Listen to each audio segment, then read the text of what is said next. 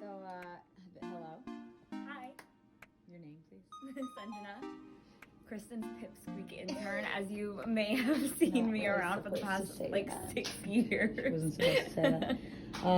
So Sanj actually was one of the first ones to go through the 8 Weeks of Greatness challenge. Yes, I was. A little private client, 8 Weeks of Greatness. She was my trial client, and she blew it away. So Sanj, how was your experience with 8 Weeks of Greatness? It's a really broad question to ask. Kristen has gotten me into working out ever since 2015, I think, and ever since I graduated, I came back. I was like, I want to change it up. I want something different. At that point, I had the consistency built up, but it was clear that I needed something else. Something was missing. And when I went to Kristen, she gave me that 8 weeks. From the very first week of what she was telling me to do, I was like, oh man, this is what I haven't been doing for the past 4 years. This is that next level up. And after going through the full 8 weeks, I'm like, all I want is to move on to the second phase of it. And now that's what I'm doing. And I've lost 5% of my body fat. Ooh. I've increased my skeletal muscle mass. So, it's really, she knows what she's doing. And I think that this is the perfect program that you should try if you want to just move up to the next level. If you're just ready to commit, you're ready to turn on that greatness, and you're just ready to go. And you certainly did it, Sanj. How was your nutrition?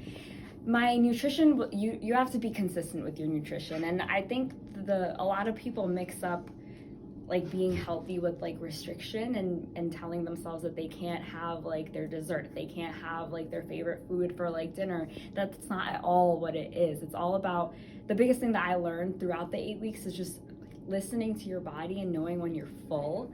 I think there's so many times where you're thirsty, but you think you're hungry, so you just keep eating more, and then you gain weight. But it's not because you were eating bad food. It's just because you should have stopped eating, So my nutrition was always good, and I never restricted myself. I've always felt like I was enjoying.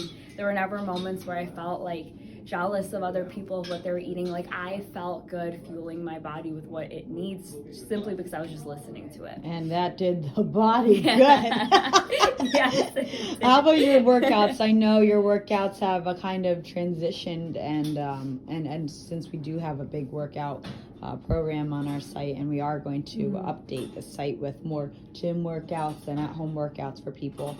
What changed about your workouts? I think before I was doing a lot more isolated movements. I would do a chest tries day, and it was just chest press, there was a bunch of different tricep pull-up parts, different things like that. But the biggest thing that changed was adding in those compound movements, adding in bursts of cardio and high intensity even on a day that's not a cardio day, and just keeping my body guessing with what's coming next. Am I going to be jumping up and down in this one? Am I going to be keeping it stable, just doing a fly or whatever? Just keeping your body confused like that and mixing it up was the biggest change, and getting in those compound movements where every single workout, every single exercise, your core is involved, your glutes are involved, your upper body's involved, just knowing how to engage every part of your body, really getting that mind muscle connection going. Yeah. Definitely keeping focused in the workout, not just coming to work out. Exactly. But being engaged with the workout. Every single rep matters. Just really knowing that every rep matters. That's awesome. Yeah. Thank you for sharing your experience. Of course. I hope you all get to have the same experience that I had and